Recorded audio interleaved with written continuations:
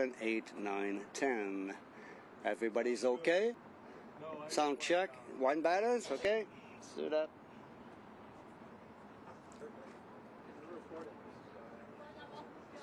Thank you. You're welcome.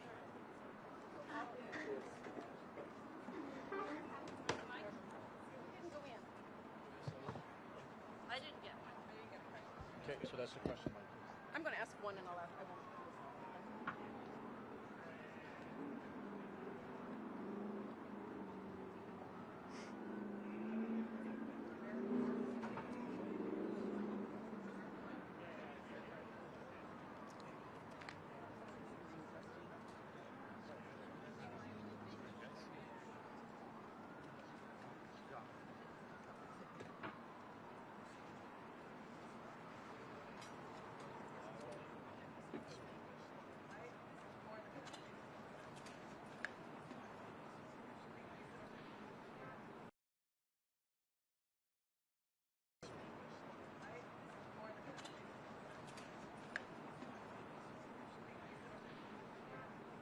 This is all coming out? Yeah, all coming out, yeah. Thank you. Okay.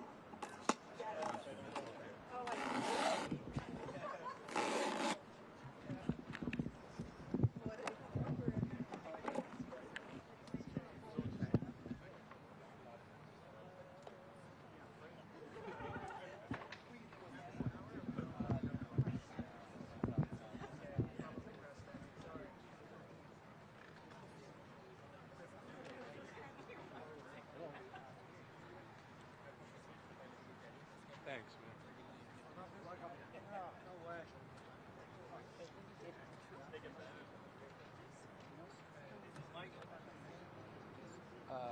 Mike?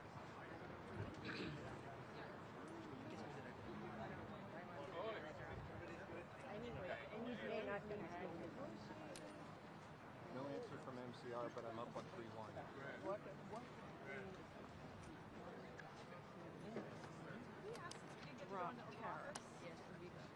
I didn't get a question.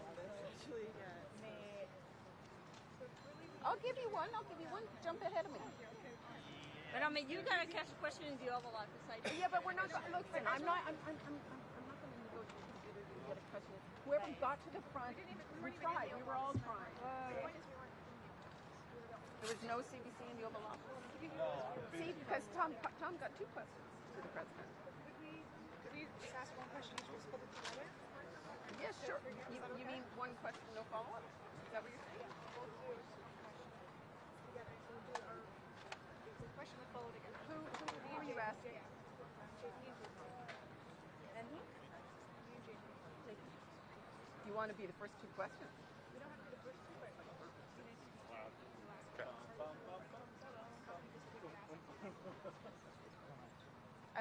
I mean, it's too big a crew to just do that on the fly. Whoever's told you that, I don't know. But I'm fine for you guys to get a question. But, you know, hey, you didn't get a question either. You want to jump in? Sure. Okay, thanks. I think the thing about the Oval Office is, you know, it wasn't like everybody was jockeying for position. It was whoever got up to the front and wanted to. So it's not a tit for tat. I came down to cover the Prime Minister here, so I want to ask the Prime Minister a question. You know what I'm saying? So. Is anybody asking about Smith? What do you think about Smith? He's down to something a lot. Nobody's asking about it. She just said she wants to break the country up. She's the preview of a big. What did she say? She gave a video address. She's encouraging separate. Oh, yeah, okay, yeah. Does anybody have any readers of Western Canada? In the way, Western Canada, Victoria, calculating. Last Thunder Bay. Not really. No, really? What do you want? I can kick him out. Oh, if you kick him out, that's I mean, I won't kick him out. He's kind of in the sweet spot. Yeah. Maybe. But I can't. It was just. But there wasn't really time to decide where it was. It's like just got to say.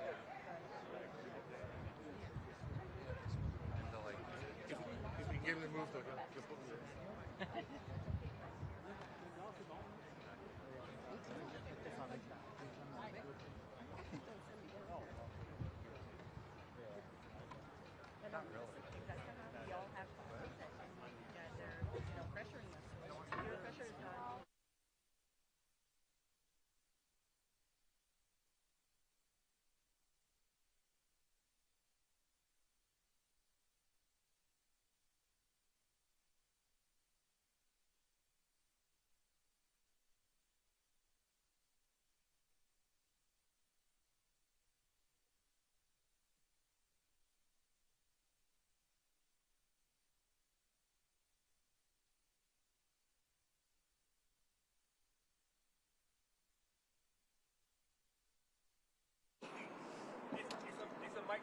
Yes, mic level, all mic level. Yes, sound check.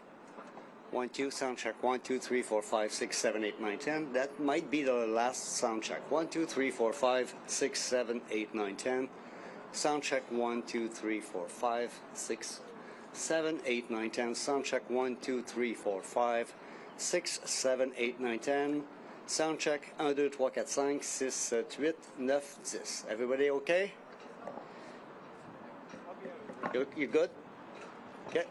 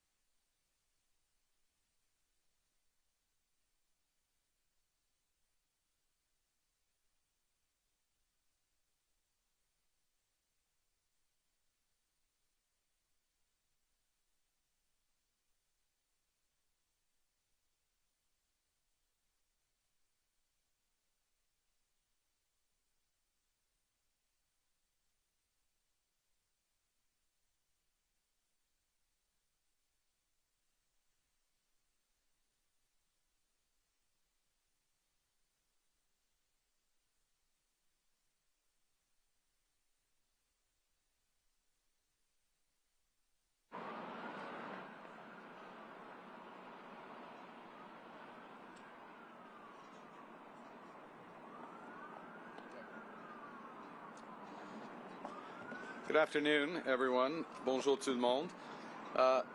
Aujourd'hui, j'ai eu la première d'une série de réunions visant à établir une nouvelle relation globale entre le Canada et les États-Unis. President Trump and I met today as leaders of two sovereign independent nations. And I want to thank the President and the members of his cabinet that attended for welcoming me and my colleagues to the White House and for our very constructive discussions. I conveyed to the President today what our countries have long proven to be true, that Canada and the United States are stronger when we work together. We can get a better deal for our workers. We can create more opportunities for our businesses. We can build stronger economies across North America when we work together. And really today marked the end of the beginning of a process of the United States and Canada redefining that relationship of working together. The question is how we will cooperate in the future. how we can build an economic and security relationship built on mutual respect, built on common interests, and that delivers transformational benefits to our economies. We had what I would describe as wide-ranging and, as I said a moment ago, very constructive discussions. We agreed to have further conversations in the coming weeks, and we are looking forward to meeting in person at the G7 summit in Kananaskis in Alberta. Now, while that's going on, in Canada, we will focus on what we can control. Alors, demain, je réunirai avec les premiers ministres pour un appel afin de faire le point sur les conversations que nous avons eues ici aujourd'hui et de discuter du travail qui nous attend. We are going to reinforce our strength at home. We will reinforce Canada's security for an increasingly dangerous and divided world. We will transform our border security, our security in the Arctic, and our support for our allies around the world. We'll build an economy that creates jobs, grows incomes, and withstands shocks, when, in fact, the strongest economy in the G7, an economy that works for everyone. Nous allons bâtir une économie canadienne renouvelée, où tous peuvent réussir dans un monde qui est en train d'être profondément transformé. Nous allons bâtir les infrastructures qui permettront à nos entreprises de rejoindre de nouveaux marchés autour du monde. Et nous allons bâtir une seule économie canadienne, pas 13. We are masters in our own home, and we can give ourselves far more than any foreign government can ever take away. So now is the time to build, and based on the discussion today, to build at home and to build with our partners abroad, including the United States. Merci beaucoup. Thank you very much, and I look forward to your questions. Thank you, Prime Minister. We'll now begin the press conference. We'll begin with questions from the traveling delegation. First question, première question. Good afternoon, Prime Minister. Tonda McCharles, Toronto Star. I was watching your face through the meeting in the Oval Office, and I wondered what was going through your mind when the President talked about erasing the artificial border and how he criticized your predecessor and Madam Freeland. Thank you for, I guess, for your question. I'm glad that you couldn't tell what was going through my mind as that was going through. Look, with respect to the first point, the President has made known his wish about that issue for some time. I've been careful always to distinguish between wish and reality. I was clear there in the Oval Office, as I've been clear throughout on behalf of Canadians, that this is never going to happen. Canada is not for sale. It never will be for sale. Some things, as I said in the room, some things are never for sale, and he agreed with that. I distinguish between the two, and then with respect to the importance of reestablishing a constructive relationship for negotiations of a partnership, of an economic and security partnership, which is what we were here for. I look forward, not back, and I think we established a good basis today. What gives you specifically any indication that the President is willing to renegotiate a new trade deal with you and drop tariffs? Apart from the fact that he said that he would, is willing to have that negotiation, I think that's the main thing. That doesn't presuppose the outcome of the negotiation. As I've emphasized, it's a complex negotiation. There'll be zigs and zags, difficult aspects to it, but the prospect is there. We discussed it in more detail, and as I said a moment ago, we'll be following up both between officials, but also he and I in the coming weeks. Thank you. Bon. Sorry. Bonjour, Thank you. Thank you. Bonjour, Monsieur Carney. Bonjour, Madame. Avec quoi ressortez-vous concrètement de cette rencontre avec Monsieur Trump? Ouais, nous avons eu une discussion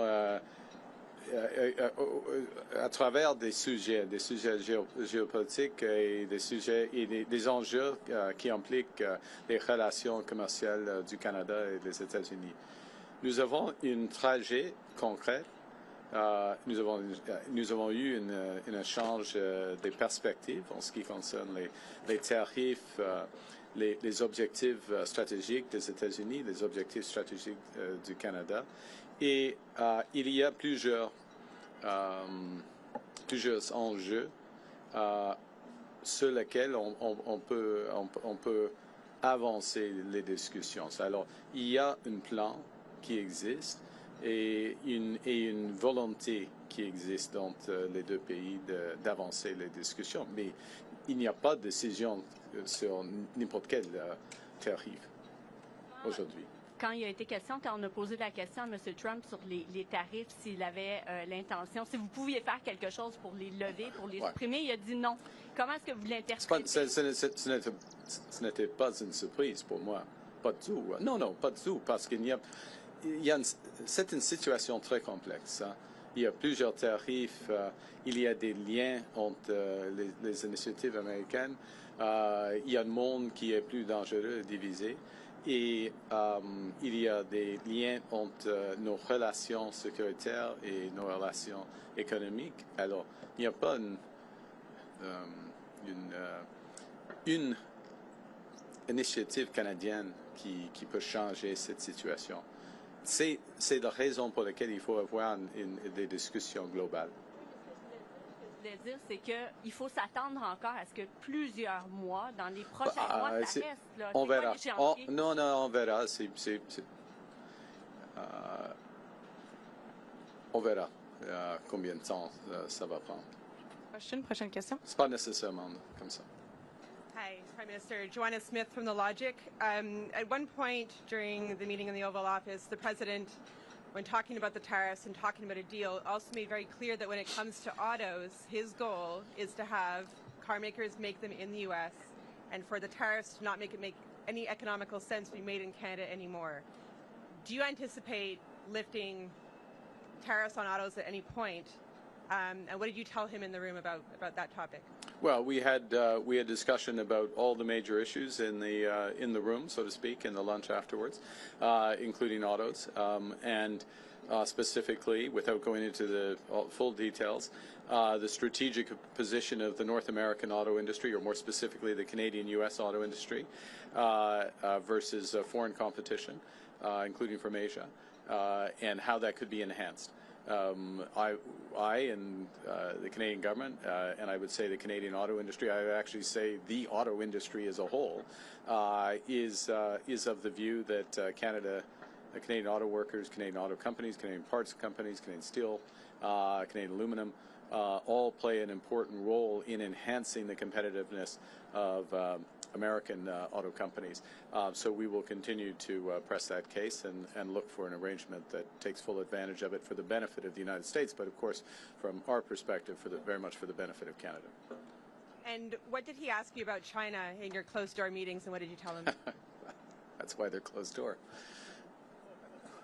Well, yeah. We had a wide-ranging discussion. Next question, prochaine question. Bonjour, M. Carney. Michel Bonjour. Sabat, la presse canadienne. Je vais essayer de faire du chemin sur la question de ma collègue Mélanie un peu plus tôt. Est-ce que vous repartez avec quoi que ce soit de tangible au niveau du commerce des droits de douane? Et comme j'ai dit il y a quelques jours, je n'attendais pas qu'il y aura des fumées blancs ici. OK? Parce que ce sont des négociations, comme je viens de dire, très complexe, il y a beaucoup d'aspects, mais on a fait de progrès. Nous avons eu des échanges très compréhensifs, très tangibles, et il y aura des réunions entre les ministres et les fonctionnaires, et puis entre lui et moi, Monsieur le Président, et moi, sur l'appel, et en Alberta au mi-juin. Alors, on a fait du progrès, mais toujours dans les négociations commerciales, n'importe quelle négociation commerciale, il y a un processus et le fin, et pas nécessairement de progrès qui est apparent pendant les négociations. Ça, c'est la vie des négociations. Okay? Parlant de l'Alberta. In English, I mean, to summarize, look, in a negotiation, you don't get like little elements of it. You get an end to a negotiation. We're having a very complex negotiation about a wide range of issues. And it's, as I said before I came here, I wouldn't have expected white smoke coming out of this meeting. That was not my expectation, that because of the nature of the negotiation. So you don't expect to have specific progress as things move along, even when you're making progress, because it's a global, that's why it's a global negotiation. Parlant de l'Alberta, que pensez-vous de l'idée de Daniel Smith d'encourager la tenue d'un référendum sur la souveraineté de l'Alberta? Le Canada est plus fort que quand nous travaillons ensemble comme Canadiens et Canadiens. Et je suis albertain. Et je crois fièrement en Canada. Alors, on peut poser les questions, mais pour moi, la réponse est claire. Canada's stronger when we work together. As an Albertan, I firmly believe that. You can always ask a question, but I know what I would respond clearly. Prochaine question. Next question. Bonjour, M. Carney, Olivier Ferrand-Boissé de TVA. Est-ce que M. Trump vous a convaincu qu'il voulait bel et bien renégocier l'accord de libre-échange parce que ça semblait pas clair dans le bureau avant Non, tout à l'heure? C'est clair. Oui. Ouais. Plusieurs reprises que... C'est clair qu'il y aura... Ouais. Nous avons commencé la renégociation de nos relations commerciales, y compris la laine. OK? Vous aviez dit à plusieurs reprises que, selon vous, M. Trump voulait nous briser pour nous posséder. Est-ce que c'est encore votre lecture de ses intentions après votre rencontre d'aujourd'hui? Je crois nous sommes forts. Et le Canada devient de plus en plus fort, jour après jour, semaine après semaine, avec le nouveau gouvernement. Alors, il va être déçu de cette idée. Prochaine question. Next question. Good afternoon, Prime Minister. JP Tasker, CBC News. How are you? I'm well, thank you, JP. Good. How are you? I'm good. Good. Do you feel better or worse about Canada-U.S. relations after meeting with the President today? Look, it was a very constructive meeting. I feel better about the relations in the sense of, in many respects, one, the posture, if I can put it that way, or the positioning the President took towards us. Secondly, the breadth of discussion and how concrete the discussions were. These are the discussions you have when you're looking to find solutions as opposed to laying down terms, if you will. So feel better about that. And I would add one other thing, which maybe isn't as obvious, so I should say it, which is that we also discussed a number of issues globally, geostrategically, if I can put it that way, where we have common interests, common concerns. And that, of course, is a sign of a broader and very healthy, or a healthy relationship. Look, we have, JP, we have a lot more work to do. I'm not trying to suggest at any respect that we can have one meeting and everything's changed, but now we are engaged and very fully engaged. Good afternoon, Prime Minister. Ashley Burke, CBC News. What specifically did you say to President Trump about lifting tariffs on Canada? And based on your conversations, what do you think it would take to get those tariffs lifted, and how long could it take? Well, I can't answer the second part of your question because we don't make that decision. But certainly press the case in a number of areas where we think the tariff should be lifted. And specifically, I'll give an example with respect to the scourge of fentanyl and the efforts, the considerable efforts that have been made at our border and behind the border in terms of raids as well. Huge investments in border personnel, in drone surveillance, Black Hawk surveillance, and then those are being reinforced, as you would have seen during the campaign, commitments to another 2,000, in effect, 1,000 border guards through CBSA, another 1,000 RCMP, further efforts there. And what we're seeing is huge results for this. Canada's contribution to this problem, cross-border problem, was always very small, but it's down by over 90%. with the efforts. And it is an absolute focus of the government. So that is an example of where we would see the case being very strong for the tariffs to be removed. We've made that case. We'll see where that goes. In other areas, the tariffs are, in our view, not in the interests of American competitiveness and jobs. We have more work to do on making those cases on that. Thank you. Pardon? Sur le fentanyl, alors, nous avons fait beaucoup de progrès en ce qui concerne le fentanyl. Il y a une chute. On a commencé avec un niveau très bas par rapport au Mexique. C'est moins de 1%, mais il y avait une chute le niveau, le montant de fentanyl, c'est presque 0,1% maintenant des exemples. Alors, mais c'est pas par hasard, parce que nous avons investi beaucoup en ce qui concerne la sécurité de notre frontière, et mon gouvernement va réinvestir de plus, 20% de plus, par exemple, par rapport les agents de la frontière. Alors, le cas pour enlever ou supprimer les tarifs de fentanyl est très fort maintenant. Thank you. We'll have time for one last question and follow-up. Dernière question, une question de suivi. Hi, Prime Minister. Stephanie Taylor with the National Post. I heard you say, there's a difference between the President's comments around Canada becoming a 51st state as a wish versus a reality. You told him that Canada was not for sale.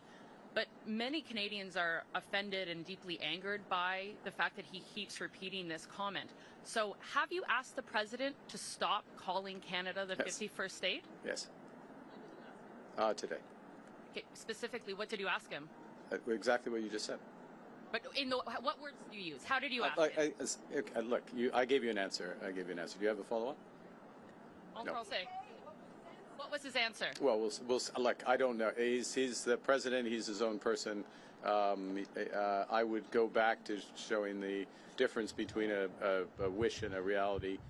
We're very clear. I've been very clear publicly, consistently. I've been very clear in private. I was clear again in the Oval Office. Would be clear throughout. The president, he understands that we're having a negotiation between sovereign nations, and that we will only pursue and accept a deal that's in the best interests of Canada, not just in the short term, but in the medium and long term for Canada. J'ai dit, c'est pas utile de répéter cette idée. Je l'ai dit à lui, mais il est le président, il va dire ce qu'il veut. Pas. Mais il y a une grande différence entre la réalité et la volonté, comme vous le savez. This will be the last question. Sorry, just last question. Okay. Steph didn't take a follow-up. So last question, please. Thank you. This is Bapal Manga from the Wall Street Journal. Given what's happened with the USMCA and the tariffs that Canada is facing, how do you trust that the U.S. right now is negotiating in good faith, and how do you trust any deal you sign with them? We'll make that determination over the course of the negotiations. I mean, that's the bottom line on that. It's a process. You see, and I would emphasize the following, which is that we have been in the process, as most would know, of an election, and so this is the point at which a serious discussion begins. And so we had the President, at his invitation, I'm here, he welcomed us. We had a very substantive, wide-ranging discussion with the President, but in the presence of the Vice President, the Secretary of Commerce, the Secretary of Foreign Affairs, and beyond, his Chief of Staff as well. Now I'm in trouble, Stephen Miller. I think that covers it. That covers it? I hope so. And we have some very specific things to follow up on and build out from that. And in any negotiation, then you make a determination based on that. It also, part of what you make a determination based on are the incentives aligned in the agreement that you get. And I think the lesson would be of this experience is to ensure that the incentives are aligned and durably so between the two countries, and that is a way that agreements are self-reinforcing. Thank you very much. Prime Minister, this was the next press conference. C'est ce qui met fin à notre conférence de presse. Merci. Merci.